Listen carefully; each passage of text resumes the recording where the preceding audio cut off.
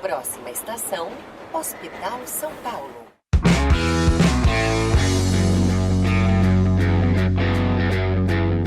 Bora para mais um episódio do Projeto R1, esse podcast que eu sou muito fã e que eu amo tanto. E falando em ser fã, eu tô com uma pessoa aqui do meu lado que eu sou extremamente fã. É ele, Marcos Marangoni, um dos nossos hosts do podcast. Meu nome é Daniel Zaidan, sou pediatra formado pela USP São Paulo. Se apresenta aí também, fala um pouquinho de você. Bom, pessoal, eu sou o Marcos Marangoni, uma honra estar aqui ao lado do meu amigo, capacidade inenarrável, assim, um profissional incrível que é o Daniel Zaidan. Daniel Zaidan, prazer como sempre. Esse é o podcast Rasgação de Seda em tempo real.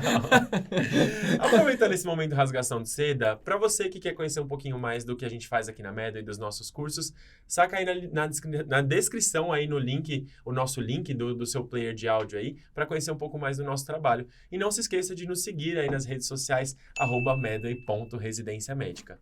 Marcão, seus pedidos foram atendidos hoje. Graças a Deus. Obrigado, produção. Produção? Alô, atenção. Pessoal, hoje a gente tem uma convidada muito especial que fez uma escolha certa na vida, que foi escolher a especialidade. Hoje estamos com Juliana Lira. Juliana, bem-vinda. Você pode se apresentar. Obrigada, Marcão. Obrigada, Dan. Eu sou Juliana Lira, sou... Você é da novela? Da Malhação? Sou eu mesma, a Juliana Paiva.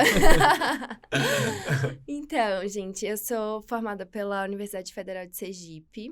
Sou médica, eu formei agora no começo do ano.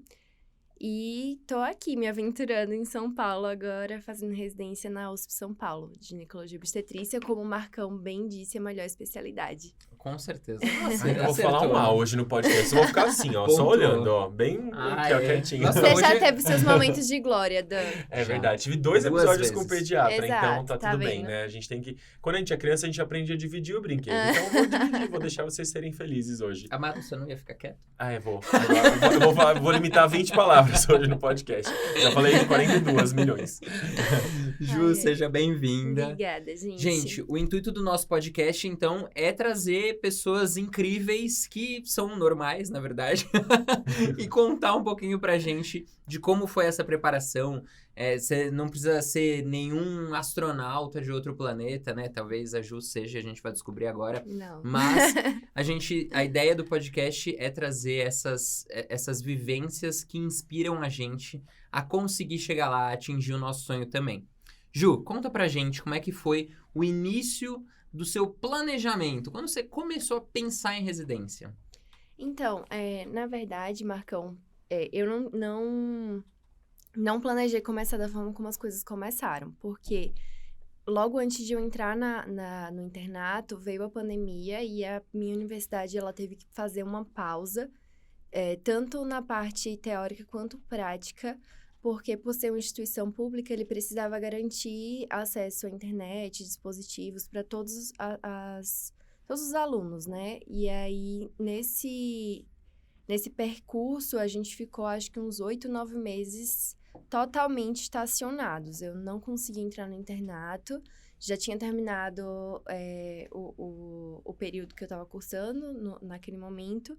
Então, eu fiquei muito ociosa mesmo. E junto com todos os problemas que a gente vive na pandemia de ficar em casa, preso, exclusão social e tudo mais, eu achei como uma forma de ajudar a controlar minha ansiedade mesmo, estabelecer uma rotina. Então, eu comecei a estudar para as provas de residência 1 ano antes do que eu tinha me preparado, assim, de supetão, diante desse terreno árido, né, que eu encontrei como uma forma de me manter ocupada, mas sem aquela pressão, sem aquela expectativa mesmo da reta final. Então, eu assinei um cursinho, comecei, meti as caras, não tinha uma estratégia, só assisti as aulas, fazia as questões e fui levando. Eu tentava fazer umas metas mínimas só para me manter organizada também, para um dia não estudar demais, outro de menos, mas foi uma coisa mais informal, digamos assim.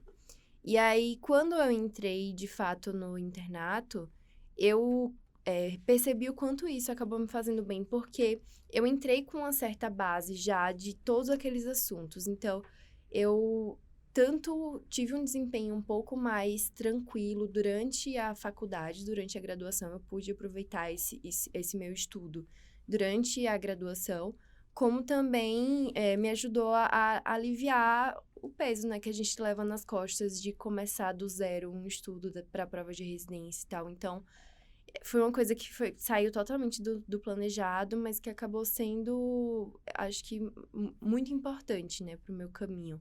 Eu ter permitido sair da rota, era uma coisa que ninguém podia programar, né, uma pandemia mundial. Mas me permitir sair dos meus cálculos, dos meus planejamentos e me reinventar dentro disso. Então, eu comecei diferente do que eu gostaria, menos organizada do que eu gostaria, mas eu comecei. E eu acho que esse start, assim, foi muito importante para eu ir me desenvolvendo por mais tempo também, né? E me conta uma coisa, assim, agora você falando, me fez refletir sobre o que eu pensava quando eu estava na faculdade, assim. Eu tinha muita dificuldade de perceber se fazer o cursinho durante a faculdade mais te atrapalha, porque você tem um volume imenso de coisas, e aí ir para o hospital fica meio pesaroso, assim, né? Sim. Então, tipo, é um estágio não tão legal, que você não tem tanto contato com o paciente, você faz mais burocracia e tal. Então, você desvia a sua atenção para o cursinho, né, de uma parte da faculdade que você não gosta, versus o quanto te ajuda a acompanhar algum estágio que precisa de um conhecimento mais prévio, assim. Qual que é a sua impressão sobre isso? Então, como eu disse, a minha situação ela foi atípica, né? Porque eu não tinha as coisas da faculdade para estudar em paralelo. Então, não foi uma competição. Eu não tive essa competição entre o cursinho e a faculdade. Eu senti essa competição quando eu, de fato, entrei no internato, que eu tive que conciliar cursinho e a faculdade. Mas eu acho que, ainda assim, eu senti que o benefício foi maior do que o malefício, sabe? Eu acho que a medicina, de uma forma geral, é tudo interligado. Então, às vezes, quando uma coisa ela passa a fazer mais sentido, parece que ela clareia a visão de outros assuntos, que não necessariamente é aquilo que você está vendo. Então, às vezes, você está estudando, sei lá, clínica médica, você entende um assunto, isso faz com que, sei lá, dá um estalo na cabeça e você entende aquilo que você está vendo naquele momento, que é pediatria. Enfim. Então, eu acho que se você vê dessa forma e você se prepara mais estudando em casa, seja seguindo o cronograma do seu internato, da sua faculdade, ou seja seguindo o cronograma que o cursinho te sugere, eu acho que você acaba ficando mais preparado para as coisas que vão te surgindo como desafio dentro da própria universidade, sabe? Eu vejo assim dessa forma, pelo menos. Só que eu ainda acho que é importante também ter em mente que não dá para ignorar a faculdade, ignorar sua formação médica em si, para estudar por cursinho, porque no final das contas, você está se formando médico. Se você está pulando a etapa e pensando já só no seu resultado das provas, você vai deixar para trás um monte de coisa que você poderia ter aprendido e solidificado.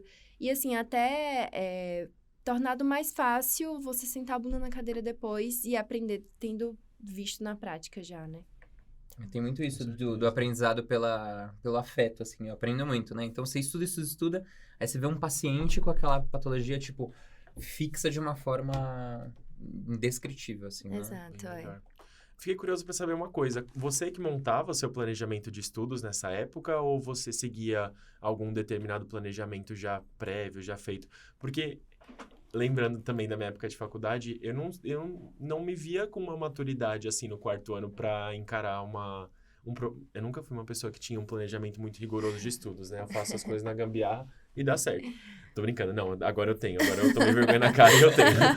Mas nessa época ainda não tinha uma maturidade para ter um planejamento de estudos, assim, de saber quantas horas eu estava estudando, de dividir Sim. por grande área. E me passou pela cabeça, assim, como que você fazia? Como que era você mesmo que montava? Então, na verdade, meu namorado e muitos amigos meus, eles são um ano a mais são não, né? Eram, que agora eu me formei. Ainda tá difícil ainda cair a ficha, mas eram um ano a mais do que eu na faculdade. E aí, eles começaram um ano antes a estudar, que acabou coincidindo com essa época que eu comecei também por conta da pandemia. E aí, eu já via a experiência deles, via o que dava certo, o que dava errado, o que eles achavam que, sei lá, podia ajudar, enfim. E eu comecei não é bem estudar, porque eu não sentava a bunda na cadeira e abria, mas assim, começava a ver, tipo, podcasts, via as coisas que vocês produziam, via a experiência de outros colegas que estavam passando por aquilo, e fui meio que assimilando as informações e testando como é que funcionava melhor pra mim. Eu sempre fui do tipo que acredita que não existe uma fórmula mágica, não existe, tipo, se você estudar não sei quantas horas na semana, se você ler tantas apostilas, se você fizer 10 mil questões, essa é a fórmula mágica para passar. Eu não acredito nisso, nunca acreditei. Eu fui professora de física e matemática durante a faculdade, e todos os meus alunos do cursinho sempre viravam pra mim, assim, aluno de ensino médio ainda mais, né? Porque é mais novinho, ainda não tem tanta maturidade. Virava e ficava assim, qual é a fórmula mágica? E eu sempre disse a mesma coisa, eu não acredito que existe. Eu acho que tem amigos meus que preferem estudar por apostila e deu tudo super certo pra eles. Se eu abrir uma apostila, eu durmo, não adianta. Então, eu acho que a gente tem que ter esse autoconhecimento. Então, nesse período anterior, assim, ao meu estudo de verdade, eu dei essa estudada meio que metodologias de experiência e tal, e fui testando o que funcionava mais comigo.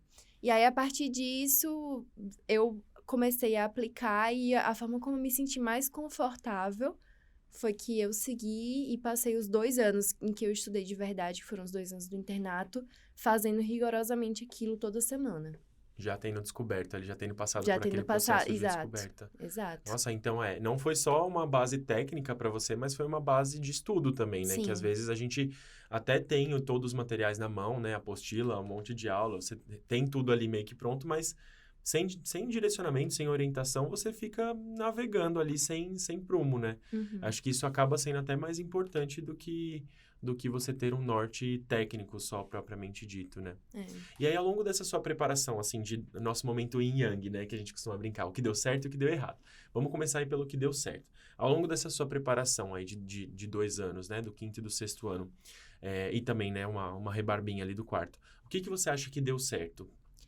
Eu acho que exatamente por eu ter tido essa visão de que eu ia passar muito tempo estudando, né? Porque eu comecei antes. Então, eu tinha muito na minha mente, assim, eu não posso me cansar. Então, não adiantava dar tiros curtos, né? Porque eu ia acabar morrendo afogada no meio do caminho. Então, eu mantive minhas atividades físicas, mantive minha vida social, assim, na medida do possível. Porque, assim, quando você deixa de sair porque tá estudando, existem 2 possibilidades. Você pode deixar de sair contrariado, porque você não queria estar deixando de sair. Ou você pode optar por deixar de sair, de fazer certa coisa, porque você considera que aquele momento de descanso vai fazer bem pra você. Você pode ver de 2 formas.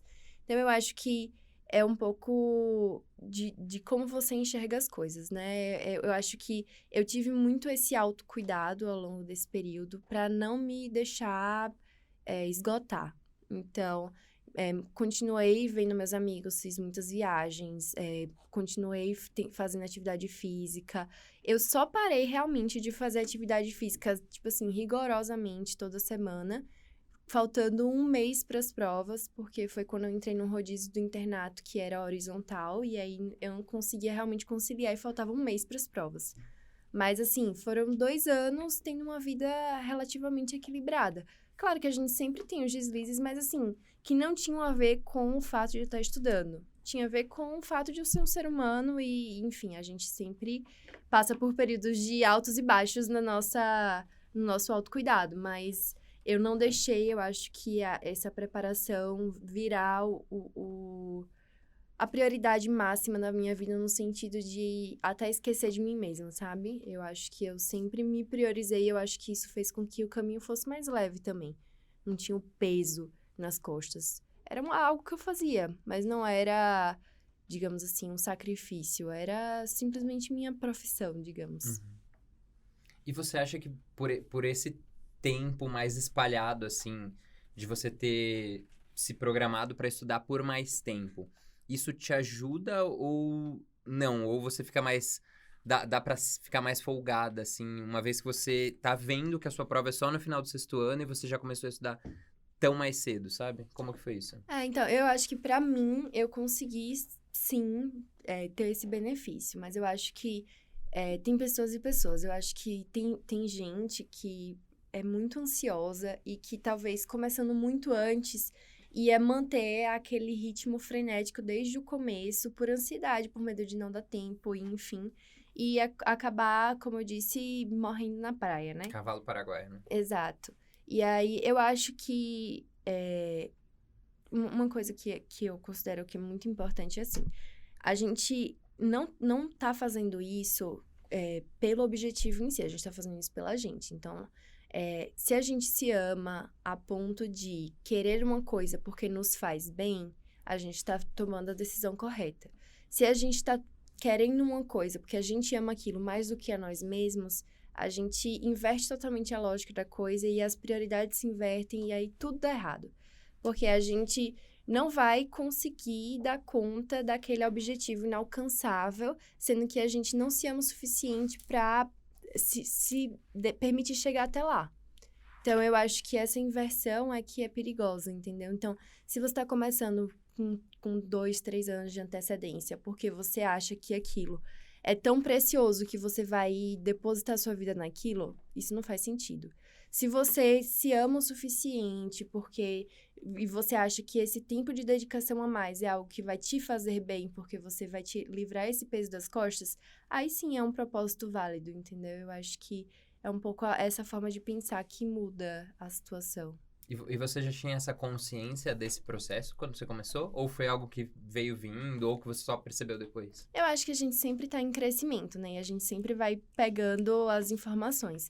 Mas eu acho que pelo fato de eu ter dado aula para muita gente nesses 6 anos de curso, fez com que eu aprendesse muito com as experiências dos outros. Então, eu vi muitos dos meus alunos extremamente dedicados, mas que não tinham amor próprio nenhum, não tinham autocuidado nenhum e que se sabotavam e chegavam na véspera e botava tudo a perder, todo aquele esforço. Enquanto que eu via outras pessoas que conseguiam manejar isso com mais equilíbrio e conseguia chegar mais longe, sabe? Às vezes tomava mais na cara, tipo assim, passava por uma prova, não dava certo, passava por outra, mas você via que aquela pessoa tá progredindo. E eu acho que isso que é importante. Eu acho que importante nunca pode ser o resultado final, tem que ser realmente, é clichê, mas é o processo. A gente só pode se cobrar pelo que a gente faz. Então, se eu tô fazendo tudo o que eu posso, eu tenho que estar satisfeita com o meu resultado. Porque eu estou dando o meu melhor e é só isso que eu posso fazer. Agora, se eu estou esperando só no resultado, não importa o meio que eu fiz para atingir isso, perde todo o sentido do processo, do ciclo, né? Isso tudo é um ciclo. Acho que foi assim, mais ou menos, que eu me dei conta. Muito no caminho, mas também muito vendo as experiências de outras pessoas também. Nossa, muito legal. E agora, o outro lado da moeda. Tem alguma coisa que você acha que deu errado, que você faria de diferente na sua preparação? Cara, eu acho que o que mais deu errado, assim, digamos, foi exatamente o momento que eu me perdi um pouco dessa minha filosofia de me desesperar, sabe? No momento que eu me desesperei, eu acho que foi quando eu perdi um pouco o domínio da situação. Eu tinha me programado para fazer 5 provas. Eu ia fazer a USP, a Unifesp, Santa Casa, IANSP e o SUS São Paulo. Só que a prova do SUS São Paulo foi marcada para o mesmo dia da segunda fase da Unifesp. E aí eu tive que escolher entre as duas e entrei em colapso total. Porque você passa 2 anos focando em uma coisa, estudando naquelas instituições e pensando, eu tenho 5 chances, eu tenho 5 chances, eu tenho 5 chances. E aí chega, faltando 2 meses, você descobre que você tem 4 chances e não 5 chances. E aí você quer atirar para uma 5ª chance que você nunca tinha pensado na vida, que você não conhecia, que você não tinha se preparado. E aí eu vim fazer o CR Medway aqui no mesmo final de semana da prova do Einstein. Por coincidência. Eu disse, isso é um sinal de Deus. Isso é um sinal de Deus para eu fazer essa prova, faltando 1 mês para a prova. Eu nunca tinha aberto uma prova do Einstein na minha vida. E ia ser a minha primeira prova. Só que, tipo assim, naquele momento, eu só tinha na minha cabeça, eu tenho que fazer 5 provas, eu tenho que fazer 5 provas, eu tenho que fazer 5 provas. E aí eu acabei me inscrevendo, fiz a prova do Einstein.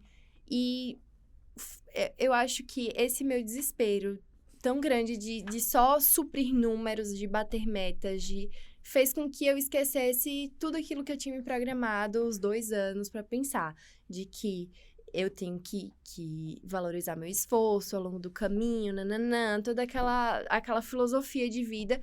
E aí, chegar na reta final, fiz a prova, não fiz tão bem quanto eu gostaria. Passei para a segunda fase, mas não dentro do número de vagas. Fui desesperada para a segunda fase, não sabia nem o que eles cobravam, quais eram as estações que tinham sido anteriores. E aí, tudo isso gerou uma ansiedade totalmente desnecessária na véspera das minhas provas. Eu lembro que quando eu fiz as primeiras fases das outras provas, eu tava com minha autoestima tão abalada pelo fato de eu ter me frustrado com minha primeira prova, que eu comecei a duvidar se ia dar certo, se eu ia conseguir. E tudo por um desespero mesmo de, como eu disse, cumprir aquilo que na minha cabeça era um checklist, sabe? Acabou dando certo, eu passei onde eu queria, passei nas 4 provas que eu tinha me preparado e não passei, olha só, naquela que eu não fazia ideia de como era. Então, eu acho que não dá pra gente se desesperar e meter os pés pelas mãos, sendo que a gente sabe que se preparou bem para aquilo e a gente tem que entender que a gente não vai conseguir fazer absolutamente tudo que tinha se programado e tudo bem. Tudo bem se sair um pouquinho do caminho. Isso não significa que você não vai chegar onde você quer. Acho que foi isso. Acho que foi a pior parte, assim, do que eu vivi. Parece assustador mesmo. Mas eu acho que sair um pouquinho do caminho é bem eufemístico. A gente às vezes sai muito do caminho. Desvia muito. E essa coisa das provas é sempre muito misteriosa, assim, né? Tipo, o edital, quando vai sair. Tem edital que sai, tipo, em janeiro, o edital, né? Então, é um processo muito ansiogênico para os alunos mesmo, Sim. né? É legal você contar essa experiência, assim, de que pode ser que dê errado mesmo. E, tipo, tem pessoas que fazem prova e cancelam a prova, tipo, anulam a prova, né? E isso tá totalmente, absolutamente fora do nosso controle, né? Exato. E lidar com isso é muito desafiador mesmo. Me conta, quais técnicas de estudo que você usou, Ju, e que foram boas, assim, que você recomenda? Tudo bem, não tem uma receita de bolo, cada um vai achar o próprio caminho, mas o que você acha que é muito fundamental, assim? Porque você estava muito certa das suas 5 instituições, né? Então, você se preparou para essas 5 instituições. Como que foi essa preparação? Nossa, assim, eu acho que o que mais ajuda, sem dúvidas alguma, é fazer provas na íntegra. Você conhece aquela banca, você descobre mais ou menos, por exemplo, o IANSP adora urogineco. Se você for para a prova do IANSP e você não saber urogineco, sinto muito, mas você vai ter umas 2, 3 questões a menos. Você pode muito bem passar ainda assim, mas urogineco é um assunto tão pequeno, por que você faria isso com você, se é uma das suas prioridades? Então, assim, você começa a elencar assuntos que são importantes dentro daquelas provas que você quer fazer e valorizar também qual é o enfoque daquele assunto que eles gostam de cobrar. Então, por exemplo, trauma é um assunto gigante que cai demais em absolutamente todas as provas. Mas, se você for para a USP São Paulo, eles não vão perguntar qual é o diagnóstico. Eles vão além. Eles vão dizer que a paciente sofreu um trauma, que ele fez tratamento e dá um caso clínico, ele quer saber qual é a complicação daquele tratamento que fez. Então, se você conhece aquela instituição, você sabe mais ou menos até onde ele quer que você vá no seu raciocínio. Isso faz com que, quando você sente para estudar, você saiba exatamente quais são os pontos chaves do assunto que você tem que captar, sabe? Eu acho que, sem você fazer prova, você nunca vai ter esse start. Você vai ter o conteúdo como se fosse um caderninho na cabeça. Mas, às vezes, até você acessar aquelas informações específicas para responder a questão que está na sua frente, ou você perde tempo demais, que é uma coisa que é preciosa na prova, ou você vai acabar se passando e quando for corrigir a prova depois você vai dizer, poxa, mas eu sabia disso, mas eu não sabia que a questão queria isso de mim. E isso acontece bastante. Então, eu acho que realmente prova na íntegra é o ideal, assim, é o máximo do estudo, assim, a parte mais importante. Foi algo que eu tive que que priorizar bastante, assim. Então, eu, desde o primeiro ano de preparação, desde o 5º ano, né, da faculdade, eu fazia provas quinzenais. No 6º ano, eu fazia provas semanais. No 2º semestre, eu fazia 2 provas por semana.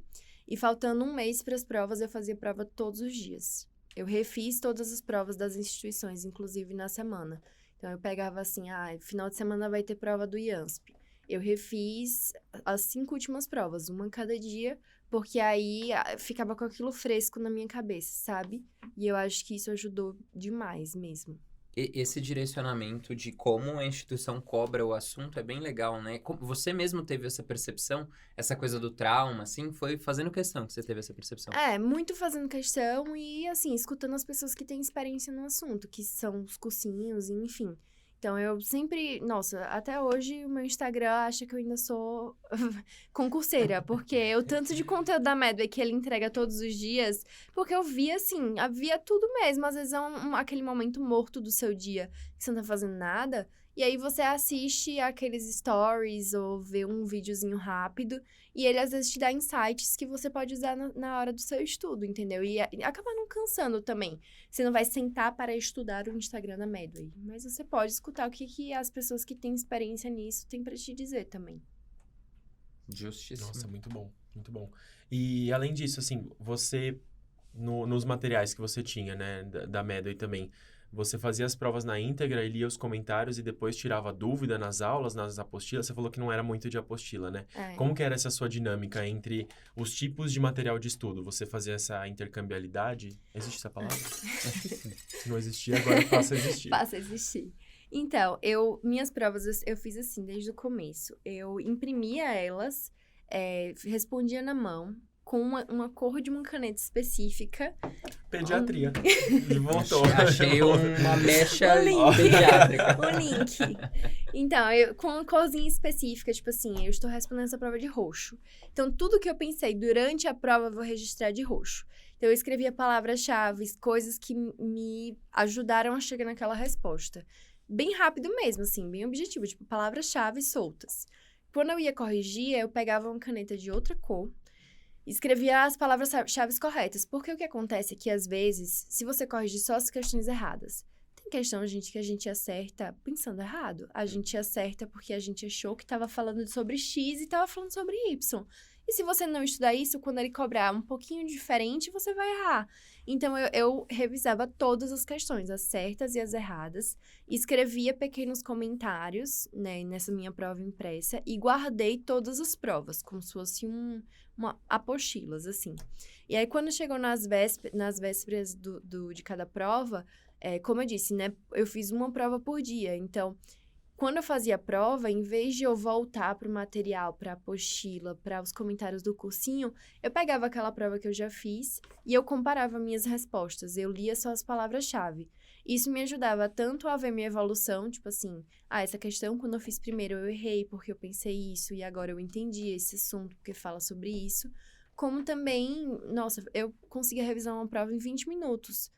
Porque eu tinha acabado de fazer a prova, eu já tinha corrigido aquela mesma prova, e eu tinha as palavras-chave só que eu precisava saber só para bater o olho e identificar quais foram as falhas daquela nova revisão, entendeu? E eu acho que me ajudou bastante, assim, tornou o processo bem mais dinâmico. E as provas você gostava de fazer... Você estudava mais de forma individual ou você gostava de estudar com mais pessoas? Eu tinha um grupo de amigos que se reunia aos domingos, só que não era uma reunião pra gente debater, a gente fazia isso mais como uma forma de um ajudar o outro a ter aquela rotina. Checkpoint, assim. Né? Isso, sem tornar pesado. Então, assim, a gente se reunia, era um horário ameno, a gente se encontrava às 9 da manhã, não era tão cansativo assim. Estudava até umas 1, que era mais ou menos às 4 horas da prova. E aí, depois que acabava, saía junto, pedia comida, ficava junto, batendo papo. Se durante o estudo surgisse alguma dúvida e tal, um perguntava pro outro e ajudava, mas o objetivo do grupo era mais para tornar aquele momento de estudo, que geralmente é maçante, mais divertido. E não necessariamente fazer uma discussão e tal. Porque às vezes eu acho também que pode dar super certo. Você tem um grupo que é muito congruente com você.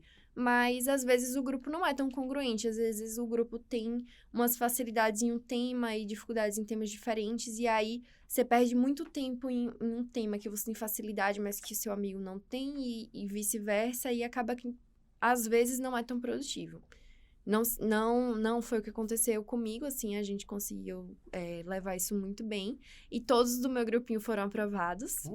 Manda um beijo pra eles, então, aproveita. Beijo, gente, obrigada pela ajuda. Estamos agora finalmente vivendo o que nossos domingos eram todos a respeito, né? E é isso. Eu acho que ajuda bastante ter uma rede de apoio também, né? Eu pergunto até porque tem uns alunos da Medway agora que vêm esporadicamente aqui no escritório mesmo e fazem prova e discutem uma prova, assim. É uma técnica bem diferente, assim, né? Eu me era habituado para estudar para prova prática em grupo. Agora, fazer questão, assim, é uma coisa bem interessante, né? De você trocar essa vivência.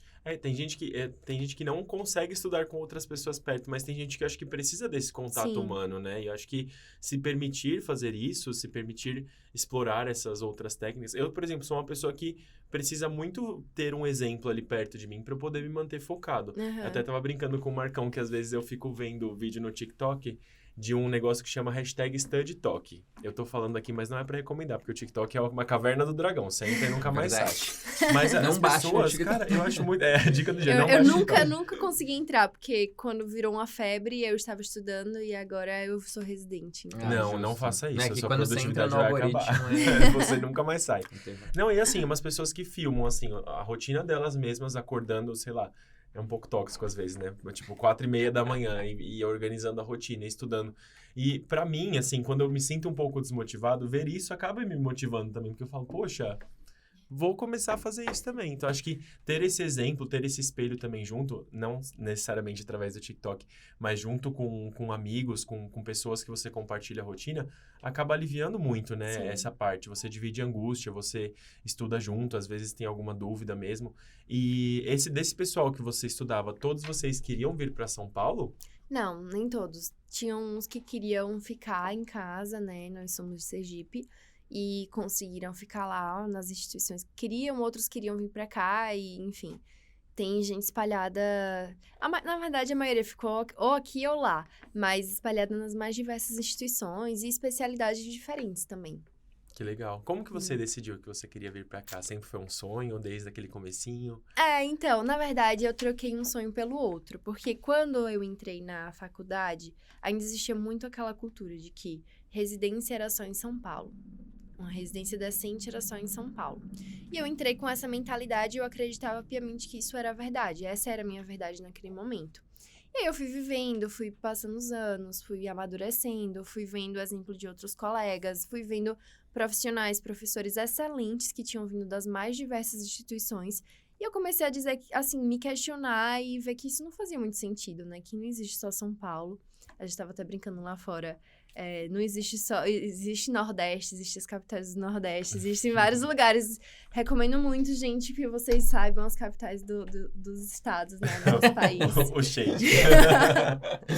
E é isso. E aí, quando a gente vai amadurecendo, você vai vendo que existem outros horizontes. E aí, eu comecei a me questionar se eu realmente queria vir pra cá ou se era só fruto desse sonho original que era baseado numa ilusão, né? Só que, pelas experiências que eu tive na minha faculdade, e pelo fato também de eu ter dado aula por 6 anos, pelo fato de eu vir de uma família de professores, sempre teve em mim esse gostinho assim, pela docência, sabe? Eu sempre quis seguir um pouco desse caminho da pesquisa científica, da parte mais acadêmica. E eu sentia que vir para uma grande instituição abriria as portas para esse mundo, que é um mundo um pouco fora do assistencialismo. Eu acho que a assistência, ela pode ser muito bem prestada nos mais diversos locais. Sendo que, às vezes, para pesquisa, você precisa de verba, você precisa de recurso, você precisa de N de pacientes. Então, Sergipe é um estado pequeno. Se eu pego uma doença que tem 1% da população, esse 1% vai ser um N muito pequeno para o que eu quero estudar. Se eu venho aqui para São Paulo, que tem não sei quantos milhões de habitantes, esse 1% me dá um ambulatório que não para de entrar paciente. Então, eu acho que tudo isso influencia para o fato daqui ser um grande polo de pesquisa, aqui ser um grande polo científico. E aí foi nesse momento que eu vi que não, realmente eu queria vir aqui para São Paulo, mas não mais pelos mesmos motivos de antes. Por isso que eu digo que eu troquei um sonho pelo outro, mas foi nesse sentido de amadurecimento mesmo, de ver que existia um mundo fora São Paulo, existia um mundo muito bom fora São Paulo, mas que as minhas expectativas seriam mais bem preenchidas aqui.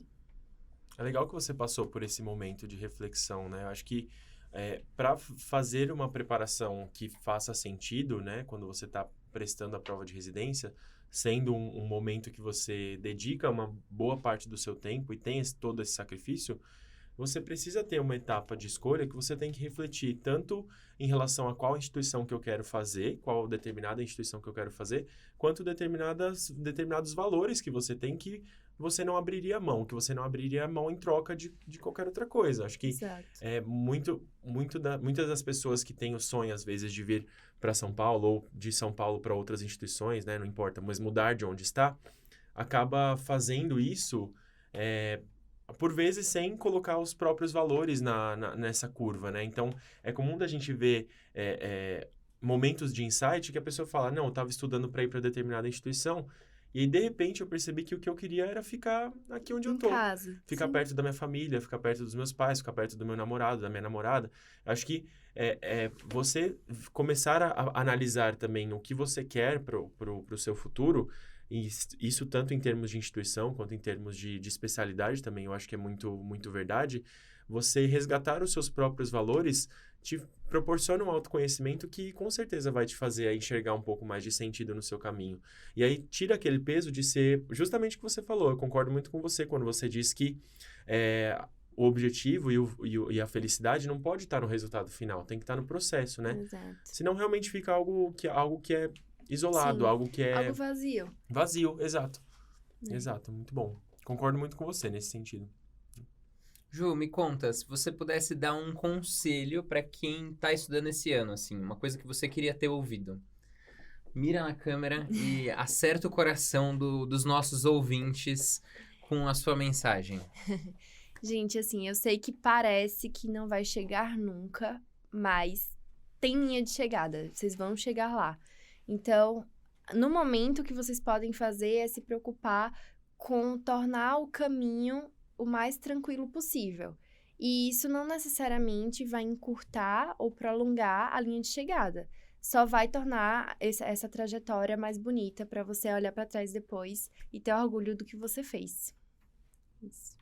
Gente, eu vou gravar isso pra mim. Nossa, que lindo, né? Temos muito a aprender. Temos muito a evoluir, né, Daniel Zaidan? Sempre, todas as vezes, com certeza. A gente não é o que a gente quer ser. Não aqui, é. né? Daniel Zaidan, no primeiro episódio, Ju, ele veio com uma camisa escrito No Rain, No Flowers. No Rain, Ai, No eu Flowers. vi, dos meus amigos. Nossa, Sergipe trazendo, ó, A creme de Universidade la creme, Federal só. de Sergipe, meu anjo, tá Ah, aqui, não. ó. Tá Nossa, fina tá flor da aqui, ó, elite. é ali. Elite. É ali. Muito bom, Ju. Muito bom mesmo. Mais alguma coisa que você queira contar pra gente que você acha importante pra alguém que vai nos ouvir, de coisas que deram certo, que deram errado, que você faria de diferente, que você repetiria? Ai, na verdade, só esse negócio da Universidade Federal de Sergipe me lembrou só de uma situação que eu vivi nas provas de residência. Que quando eu vim pra cá pro CR Medway, eu tinha na cabeça de que a entrevista ia ser, assim, a parte mais tranquila, porque não era uma coisa que você ia sentar, você ia estudar, enfim. Eu normalmente não sou uma pessoa muito nervosa, eu consigo trocar ideia com as pessoas de uma forma ok, assim, né? Eu não travo tanto. E aí, quando eu fui pra entrevista no CR Medway, eu fui detonada. Eu chorei. Eu saí pra estação seguinte e eu tinha tantas lágrimas nos meus olhos que eu não conseguia ler o comando da estação. Tipo assim, eu fiquei me sentindo a pessoa mais despropositada do universo, porque eu falei, gente, mas eu não me preparei pra isso. Todo mundo que tá aqui é muito bom. Todo mundo que tá aqui, tipo assim, se esforçou nos mínimos detalhes pra estar nesse lugar e tal, enfim. E aí, no final de tudo, vocês sempre fazem aquela conversa com a gente, né, pra dar um feedback e tal, enfim. E aí, vocês falaram várias coisas que me tocaram, né, no sentido de que a gente não pode subestimar nenhuma etapa do processo, porque a gente estaria sendo prepotente e a gente se perde nesses momentos. E aí eu cheguei em casa, sentei a bunda na cadeira, assisti todos os vídeos da preparação para as entrevistas. E eu falei, olha, pode ser até que não gostem de mim, mas pelo menos agora eu sei que eu fiz a minha parte. E aí eu acho que isso tira aquele peso das costas que eu já falei de antes. Quando a gente faz o que a gente podia, beleza, bola pra frente. Se der certo, ótimo. Se não der, não está ao nosso alcance, não está no nosso controle. E aí quando eu cheguei na entrevista de uma das instituições...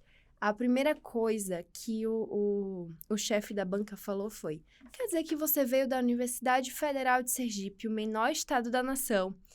Aí eu não segurei minha língua na hora e disparei. Pode ser muito pequeno em tamanho, mas pela quantidade de gente que a gente tem aqui representando a UFES, acho que tá bem grandinho, hein? São Paulo que se cuide.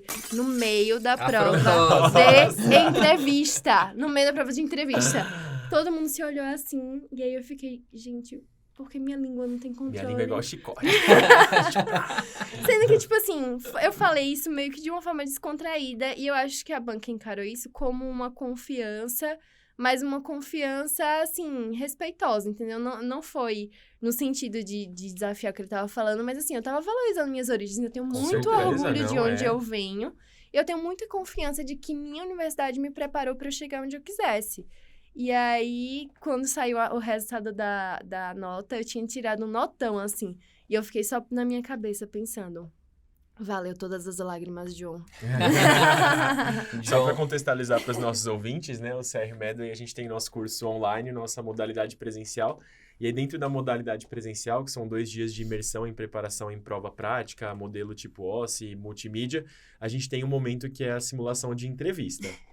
Não vou dar mais spoilers do que acho que deu para sentir mais ou menos essa sensação. O que eu posso dizer é, geralmente quem faz a entrevista é o John, nosso professor da preventiva, que ele é um querido, né? Mas geralmente depois da entrevista, o John costuma almoçar sozinho. Ele é menos querido. Cai um pouquinho a popularidade, por assim dizer. Mas eu acho que é muito de um momento de você criar uma casca grossa, né? Porque Sim. a gente simular esse momento te prepara para momentos que às vezes você travaria. Eu acho que se eu não tivesse vivido isso antes, e eu chegasse nesse momento e alguém me desse, tipo, uma alfinetadazinha, eu acho que eu travaria. Tipo assim, eu não ia conseguir desenvolver, eu não ia conseguir ter confiança pra, tipo assim, bola pra frente, segue o jogo e é isso. Acho que todos nós temos algum momento dentro das entrevistas, né? Que você ficou mais tenso, mais nervoso, mais retesado, assim, que acho que eu vejo muito valor nessa preparação pré do CR Medway, que é justamente para deixar vocês mais... Deixar quem está se preparando, quem está ali no curso, um pouquinho mais casca grossa para encarar. Porque acontece na vida real, né? Acontece. Não, e eu acho que a gente encara muito pouco como uma entrevista de emprego mesmo, né? A gente vai meio pueril, assim, tipo, meio... eu vou flores, passear. Né? Ai, que lindo. Tirar o blazer entrevista da Miss, né? Entrevista de Miss Brasil, né? Tirar o blazer do guarda-roupa. Exato. Vamos pôr uma gravata. Ai, que gostoso, né? E aí, quando você chega lá, é tipo uma entrevista. E a gente nunca fez uma entrevista de emprego. A maioria de nós, né? Sim. Nunca fez uma entrevista de emprego, né? A gente nunca se submeteu a uma entrevista, a ser questionado, né? Então, eu acho o CR traz esse... Oi, amado, é uma entrevista de emprego. Se venda, gato. Se venda, tá na hora. Eu acho que você fez uma coisa muito legal, que foi se vender de uma forma não arrogante, mas de uma forma, tô aqui. Sim, exato. E se você não eu estou aqui. É. Eu sou o Sergipe. Muito bom, gostei. Respeita meu estado. Perfeito. Justíssimo. Gostei muito bom, Ju. Muito legal conversar com você. Parabéns pela sua história. Parabéns por ter chegado onde você chegou com tanta consciência do trajeto, assim. Eu acho que isso é uma das coisas mais difíceis de acontecer, na verdade. Geralmente a gente vai andando com as pessoas, né? Com a vida. E você, com essa consciência do aproveito o trajeto, de eu sei o que é melhor pra mim. Acho que foi bem bonito, assim. Me tocou bastante. Muito obrigado. Obrigada a vocês. Foi muito bom. Até porque, como eu tava dizendo, né? A gente passa um ano inteiro tendo a Medway como favorito no Instagram, que quando a gente se conhece pessoalmente, parece que a gente se conhece há muitos anos, assim. É muito legal estar aqui. Volte sempre. É muito bom. Bom, Ju, agora a gente tem nosso momento, que é já nos finalmente aqui do episódio, que é o nosso momento de dica do dia. É um momento que você dá uma dica para os nossos ouvintes e pra gente também, né? A gente aproveita muito as dicas do dia. Já comprei vários livros que indicaram aqui, viu? Eu assisti o documentário que você indicou na última. gostou? Da Brené Brown. Eu gostei Muito bom, da muito vulnerabilidade. A Coragem de Ser Imperfeito. É um faço livro, a na recomendação. verdade, né? Da Brené Brown. Eu recomendei no último. Era um TED Talk da Brené Brown, que ela fala sobre essa vulnerabilidade. Sim. E que virou depois um documentário na Netflix. E que tem um livro também que é muito bacana. E eu geralmente consumo todas as dicas daqui. É? As suas, as dos convidados também, muito bom. Joia. Então, se você quiser compartilhar, varia o que passar pela sua cabeça. Sim. Dicas de saúde mental, dicas de coisas pra Estudo de não desopilar, estudo de não estudo. Se quiser dar dica pra não baixar o TikTok, eu já vou dar minha primeira dica A aqui, sua porque dica é já vai essa, embora. né? A carga mental já vai embora, desliza ali. Mas fica à vontade, pode começar.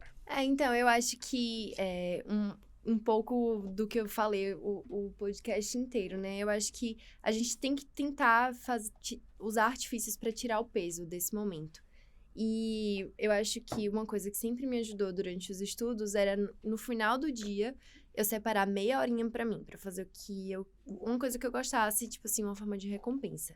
Só que às vezes, se você fica no Instagram ou vendo um filme, uma série e tal, isso ativa muito nossa mente e a gente não consegue dormir depois, né? Então, eu comecei isso já agora na residência. Eu comecei a minha meia horinha final do dia tá sendo sempre ler um livrinho. E um dos livros que eu li agora esse ano, que eu gostei demais, foi a biografia da Viola Davis. E aí eu vou deixar essa recomendação. Muito bom, muito desafiadora, a história dela é muito bonita mesmo, assim, muito inspiradora. E eu acho que fica a dica aí pra vocês usarem essa meia horinha de recompensa do dia de vocês pra também crescer culturalmente, né?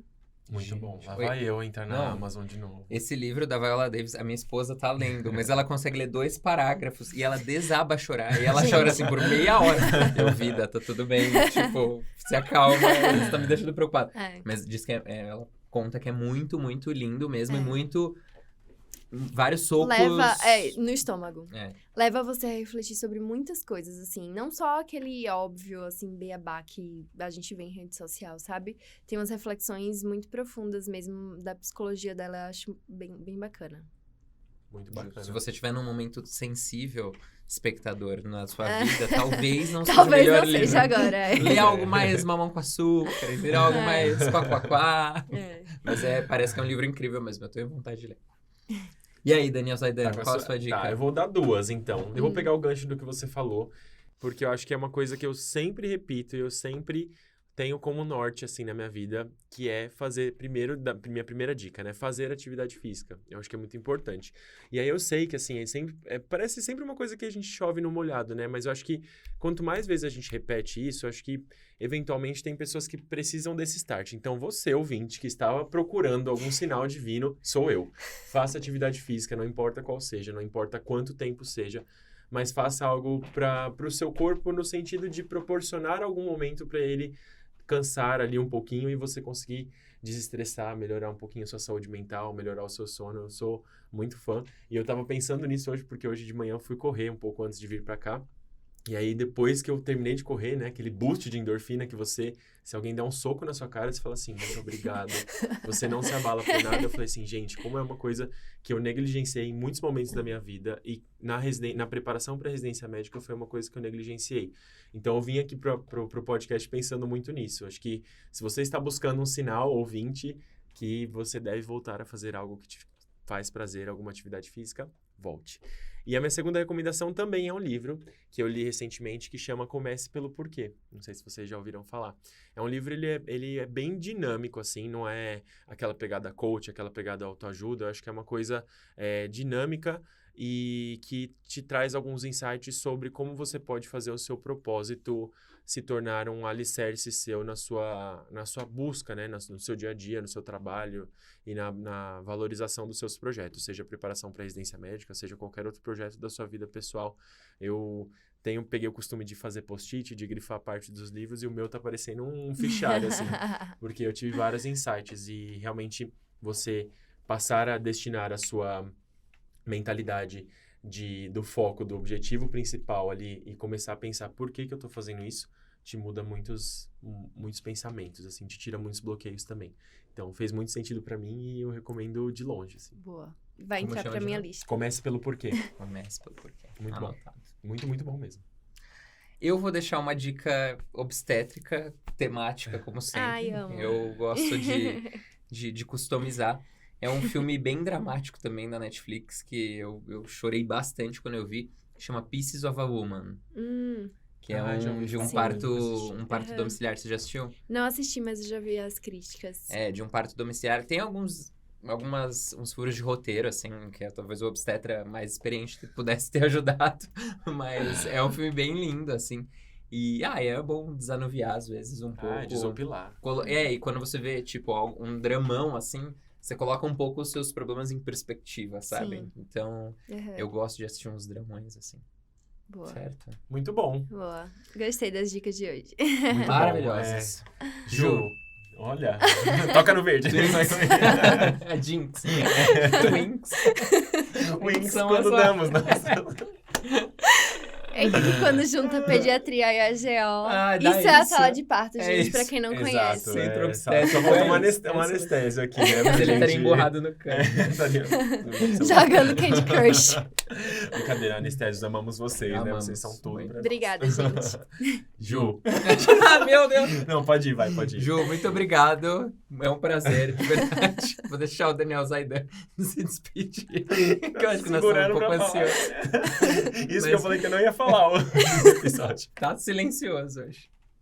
Mas muito Ai, obrigado, gente. foi muito bonita a sua história. Muito, muito legal a sua participação. E volto sempre, tá bom? Obrigada, gente. Gostei demais de vir aqui. Que bom, Ju. Espero que você seja muito feliz na sua trajetória. Tenho certeza que você compartilhar um pouco da sua história toca.